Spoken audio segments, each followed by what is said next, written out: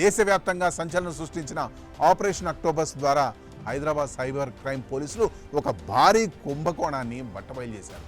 ఇందులో ఏకంగా 32 మంది బ్యాంక్ అధికారులు అరెస్ట్ అయ్యారు. అసలు ఈ నెట్వర్క్ ఎలా పనిచేస్తుంది, వాళ్ళు ఏం చేశారు, మీ అకౌంట్ సేఫ్గా ఉందా? పూర్తి వివరాలు ఈ వీడియోలో చూద్దాం. Hyderabad police commissioner K Srinivasa Reddy నేతృత్వంలో ఈ భారీ ఆపరేషన్ జరిగింది. దేశవ్యాప్తంగా జరుగుతున్న సైబర్ నేరాలను అరికట్టడానికి తెలంగాణ పోలీసులు చేపట్టిన స్పెషల్ డ్రైవ్ ఇది. ఈ సెకండ్ ఫేజ్లో పోలీసులు దేశంలోని 14 రాష్ట్రాల్లో ఏకంగా చాలా దాడులు చేశారు. సుమారు 52 మంది నిందితులను అరెస్ట్ చేశారు. ఇందులో అత్యంత భయానకమైన విషయం ఏంటంటే పట్టుబడ్డ వారిలో 32 మంది వివిధ ప్రభుత్వ, ప్రైవేట్ బ్యాంకుల్లో పనిచేస్తున్న అధికారులే. సైబర్ దొంగలకు అతిపెద్ద సమస్య దోచుకున్న సొమ్మును దాచుకోవడానికి మ్యూల్ అకౌంట్స్ కావాలి. ఇక్కడే ఈ బ్యాంక్ అధికారులు ఎంట్రీ ఇస్తారు. వీరు సామాన్య ప్రజల డాక్యుమెంట్లను దొంగిలించి లేదా అమాయకులకు ఆశ చూపి వాళ్ళ పేరుతో ఫేక్ అకౌంట్ తెరుస్తారు.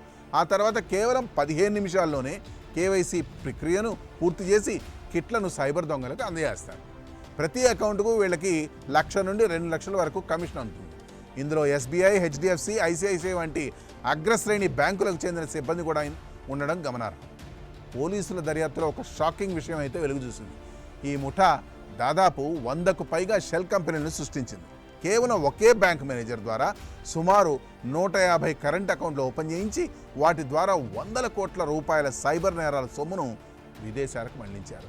ముఖ్యంగా గుజరాత్, రాజస్థాన్, మహారాష్ట్ర, పశ్చిమ బెంగాల్ వంటి రాష్ట్రాల నుండి ఈ కార్యకలాపాలు యథేచ్ఛగా సాగుతున్నాయి. ఈ ఆపరేషన్లో పోలీసులు భారీగా నగదును, సామాగ్రిని స్వాధీనం చేసుకున్నారు.